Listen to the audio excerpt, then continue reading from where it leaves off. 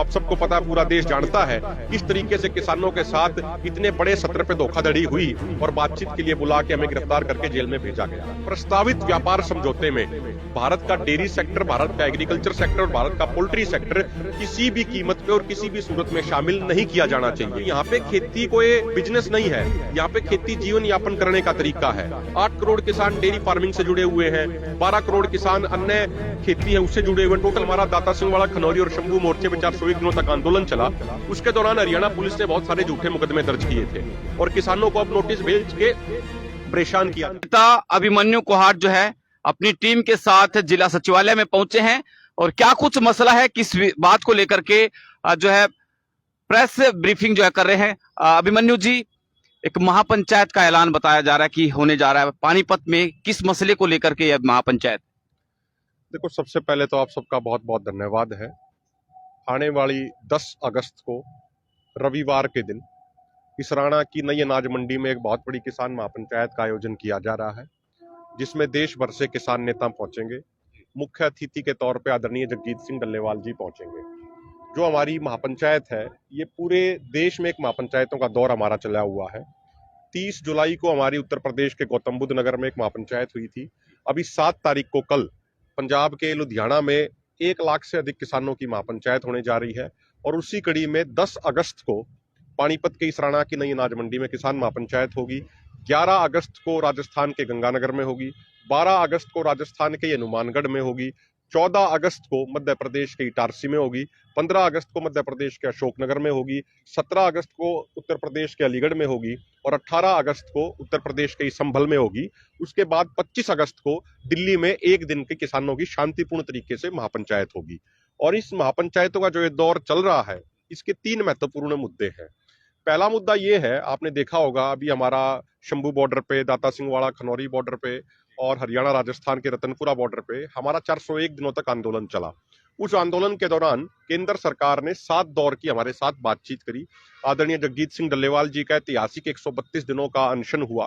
तो जब 7 दौर की बातचीत हुई हमारी, तो उस बातचीत में एमएसपी गारंटी कानून के मुद्दे पे बड़े डिटेल से बातचीत हुई।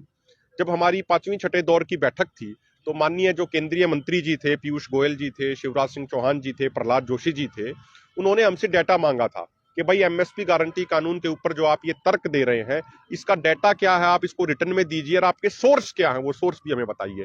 तो सरकार के कहे अनुसार हमने वो पूरा डाटा पूरे सोर्सेज के साथ, जो सरकारी पोर्टल थे वहीं से पूरा डाटा लेके, जैसे उपज पोर्टल है, वो सरकार के सामने रख दिया था।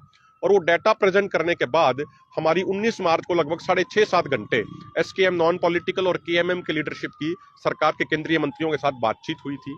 उसके बाद शिवराज सिंह चौहान जी ने कहा था कि बाकी बातें तो ठीक है, हमने इसको काफी हद तक स्टडी किया है, ये 3-4 इसमें इश्यूज आ सकते हैं, आप भी विचार कर लीजिए, हम भी विचार करेंगे और 4 मई को हम फिर 8वें दौर की बैठक के लिए बैठेंगे। लेकिन जैसे ही वहां से हम बाहर निकले, तो आप सबको पता है, पूरा देश जानता है किस तरीके से किसानों के साथ इतने बड़े सत्र पे धोखाधड़ी हुई और बातचीत के लिए बुला के हमें गिरफ्तार करके जेल में भेजा गया।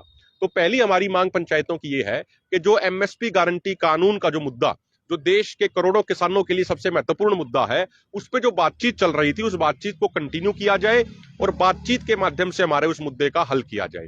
दूसरा जो हमारा मुद्दा है, भारत और अमेरिका के बीच में जो व्यापार समझौते को लेकर चर्चाएं चल रही हैं लगभग मार्च महीने से, और मैं अभी कहीं पढ़ रहा था, आने वाली 25 अगस्त को ही अमेरिका से एक ट्रेड डेलीगेशन आ रहा है अगले राउंड की बातचीत करने के लिए। हमारा भारत सरकार से ये निवेदन है कि उस प्रस्तावित व्यापार समझौते में भारत का डेयरी सेक्टर, भारत का एग्रीकल्चर सेक्टर और भारत का पोल्ट्री सेक्टर किसी भी कीमत पे और किसी भी सूरत में शामिल नहीं किया जाना चाहिए। क्योंकि अमेरिका में जो खेती होती है, अमेरिका में जो डेयरी फार्मिंग होती है, वो एक कॉर्पोरेट स्टाइल में होती है, वो एक तरीके का उनका बिजनेस है। वहां पे अगर आप देखोगे, सिर्फ 1% किसान खेती बाड़ी से जुड़े हुए हैं। वहां की जीडीपी खेती बाड़ी पे मात्र 0.92% ही निर्भर है। लेकिन अगर हमारे अपने देश की बात करें, तो यहाँ पे खेती कोई बिजनेस नहीं है, यहाँ पे खेती जीवन यापन करने का तरीका है। 8 करोड़ किसान डेयरी फार्मिंग से जुड़े हुए हैं, 12 करोड़ किसान अन्य खेती है उससे जुड़े हुए। टोटल मिला के 20 करोड़ से अधिक किसान है, वो खेती बाड़ी से, चाहे उसमें डेयरी फार्मिंग हो, चाहे उसमें खेती हो या पोल्ट्री हो, इससे जुड़े हुए हैं। तो हमारा ये कहना है, भारत के किसानों के अधिकारों की रक्षा करने के लिए इस तथाकथित जो ये व्यापार समझौता होने जा रहा है, प्रस्तावित व्यापार समझौता, इसमें डेयरी सेक्टर को, पोल्ट्री सेक्टर को और एग्रीकल्चर सेक्टर को शामिल नहीं किया जाना चाहिए। अभी तक जो मीडिया के माध्यम से जो स्टैंड निकल के आ रहा है भारत सरकार का स्टैंड उस पर अभी सख्त है। भारत सरकार का स्टैंड ये निकल के आ रहा मीडिया के माध्यम से कि भारत सरकार अमेरिकी प्रोडक्ट्स को अपने डेयरी सेक्टर में, पोल्ट्री सेक्टर में और एग्रीकल्चर सेक्टर में अनुमति नहीं देगी, और इसी वजह से अमेरिका ने 25% टैरिफ लगा दिया है भारत के प्रोडक्ट्स पे। लेकिन हमारा ये निवेदन है सरकार से, सरकार को अपना स्टैंड मजबूत रखना चाहिए, सरकार को अपना स्टैंड सख्त रखना चाहिए और किसी भी तरीके से अमेरिका या डोनाल्ड ट्रंप के प्रेशर में नहीं आना चाहिए, क्योंकि भारत की सरकार की जो जिम्मेदारी और जवाबदेही है वो भारत के करोड़ों लोगों के प्रति है। भारत सरकार की जिम्मेदारी, भारत सरकार की जवाबदेही अमेरिका के प्रति नहीं है, डोनाल्ड ट्रंप के प्रति नहीं है। तो इसीलिए भारत के किसानों के राइट्स को प्रोटेक्ट किया जाए। और जो तीसरा हमारा महत्वपूर्ण मुद्दा है इस महापंचायत का, जो हमारा दाता सिंह वाला, खनौरी और शंभू मोर्चे पे 401 दिनों तक आंदोलन चला, उसके दौरान हरियाणा पुलिस ने बहुत सारे झूठे मुकदमे दर्ज किए थे और किसानों को अब नोटिस भेज के परेशान किया जा रहा है। तो हमारी सरकार से ये डिमांड है कि जितने भी वो झूठे मुकदमे, उन झूठे मुकदमों को रद्द किया जाए, उन झूठे मुकदमों को वापस किया जाए। अदरवाइज हमें फिर कोई बड़ी कॉल देने पे भी आगे मजबूर होना पड़ेगा। ये हमारा कार्यक्रम है।